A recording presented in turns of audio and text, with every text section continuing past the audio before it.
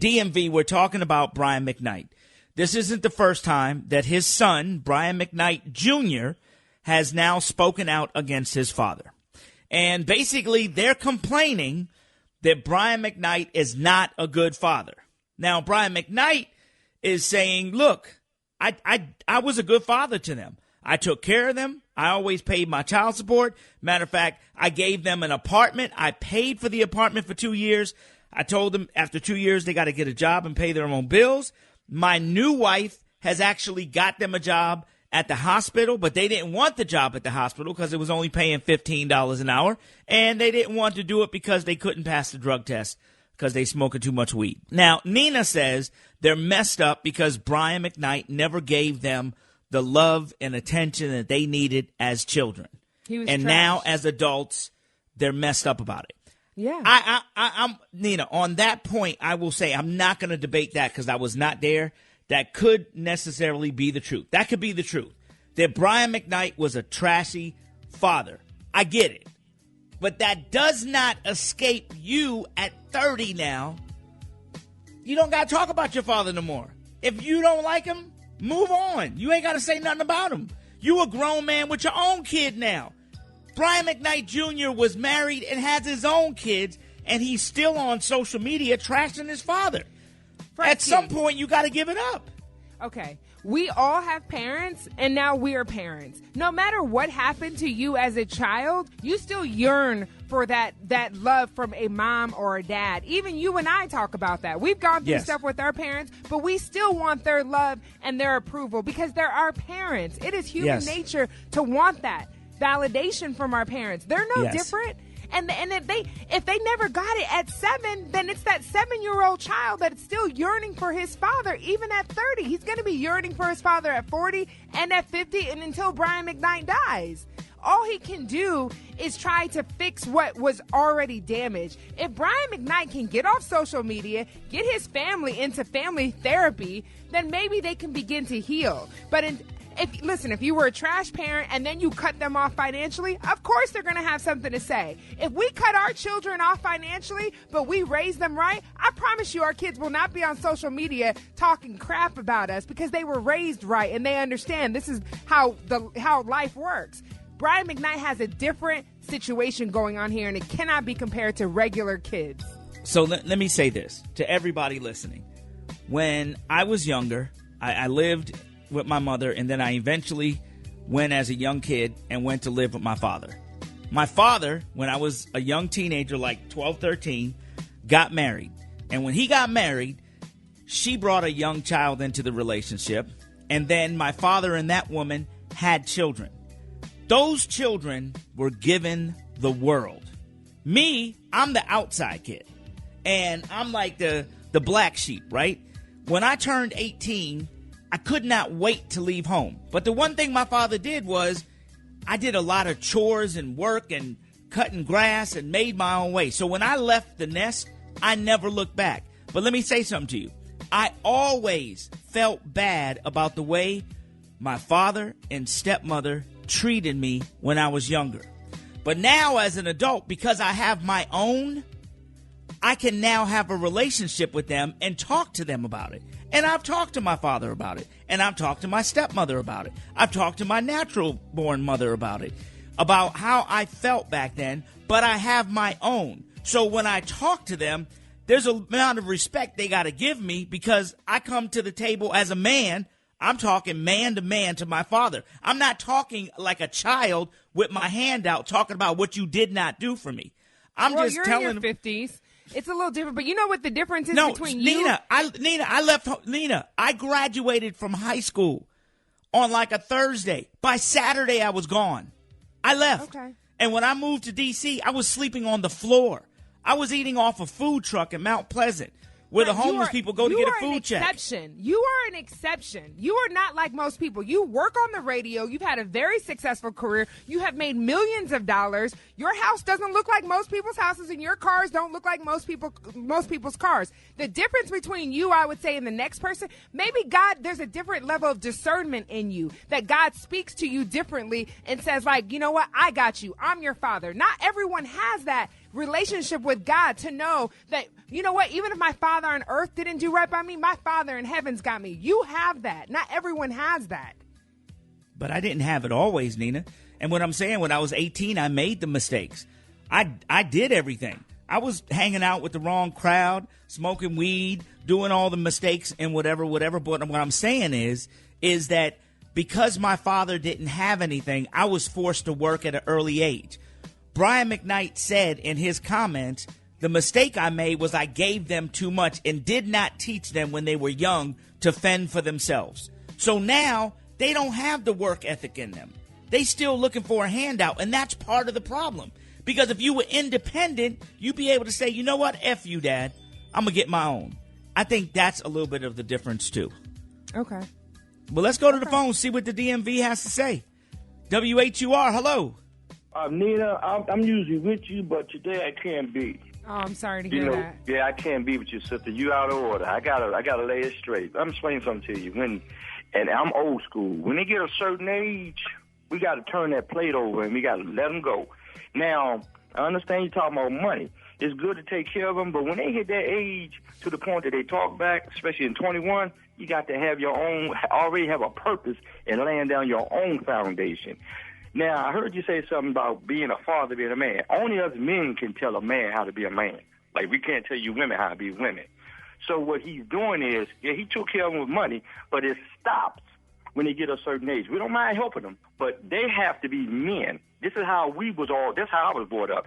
You have to be a man. You have to support yourself. You have to prove that you can be a man.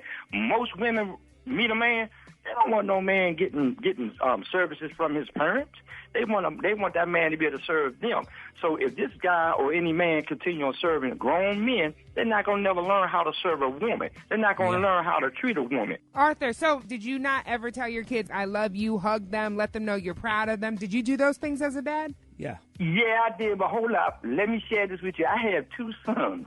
And for some strange reasons, they ain't want no hug. They like for me to shake their hand. I never disputed that. Okay. I don't know why. But I hugged them when they was young, and I'll shake their hands now when they're grown men. But as far as money supporting them, I agree. Right. It's out for them supporting me.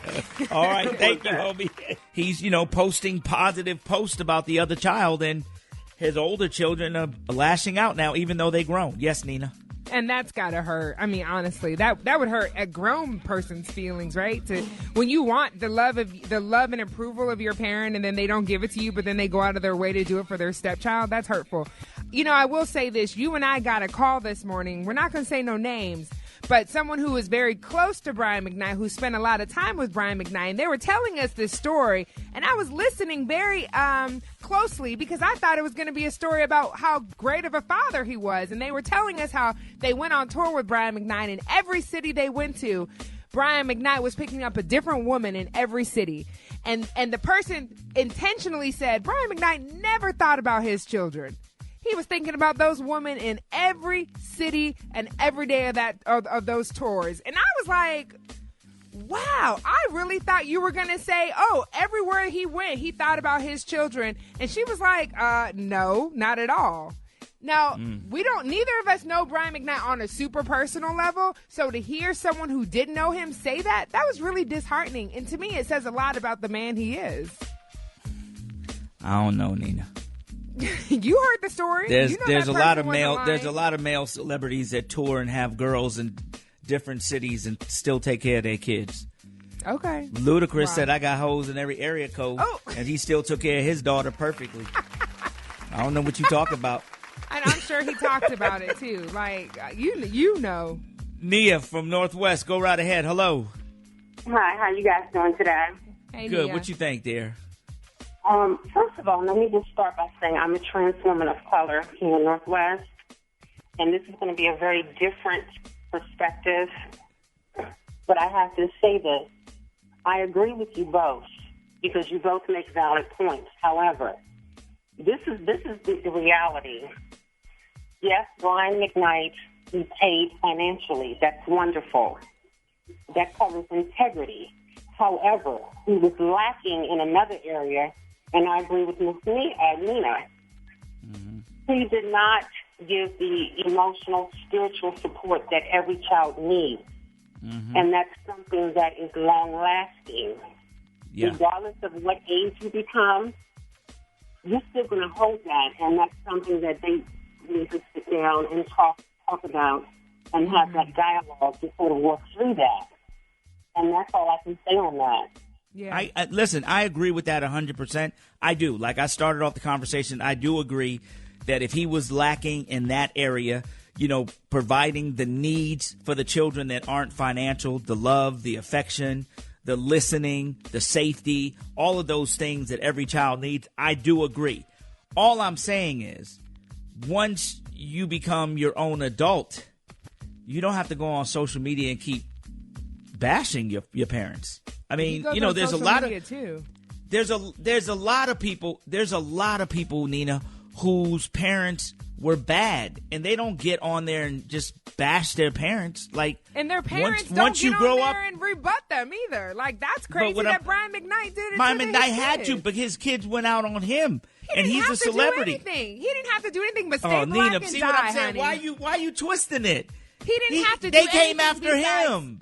Okay, but address what they did first. Address what they did first. Just because someone stood. What Nina, did Michelle Obama Nina, say? When they go low, you go high. Hello, somebody. You see how she never wants to. You hear this?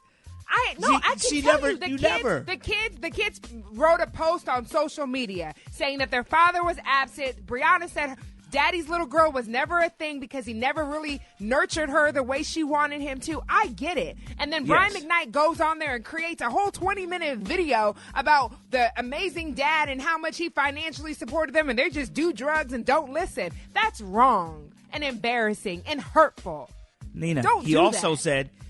said in the video that Brian McKnight Jr. broke into their house, went to their wedding pictures and crossed out their eyes on the wedding pictures and put the wedding picture of him and his ex-wife on the wife's dresser. Yeah, that's crazy. Now that Thank is crazy. you. But Thank you. Then he should have called the police on him then. If that's what he's I'm breaking saying. the law. What's her name from Northwest, Herb? Netta. We gotta Netta make from it Northwest. quick, Go Netta. right ahead. Calling because I'm not agreeing with Nina right now. As a single mother, I have a son, I have a daughter, and with children, what I've learned is no matter how good of a parent you are, when a child is no longer receiving what they feel they should, they will say whatever they need to say to make you look different, look bad. And I've experienced it.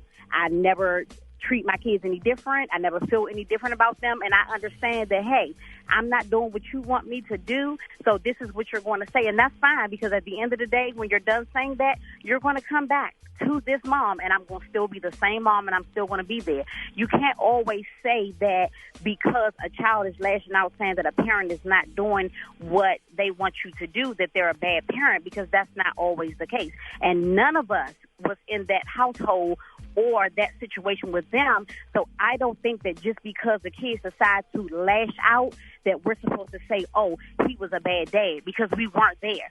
And I don't see a bad dad taking and getting an apartment for 2 years, paying for everything, and then just not taking care of your kids. That doesn't even make sense to me. It doesn't make sense at all. At the end of the day, parents don't do everything right because we was not born here with a handbook. And children don't do everything right either. You're supposed to be there emotionally for your kids, and if you can financially, then that's fine. But if I can't, if you no longer want to deal with me, or you want to feel some type of way about me because I can't, then that's your problem. And all right. The Thank you very operative much. word was emotional. Be there for your kids emotionally. That when they come out the womb, before there's any money put on the table, it's love, hugs, validation, safety, security. It's emotional needs that you have to put into your children before any money is put on the table.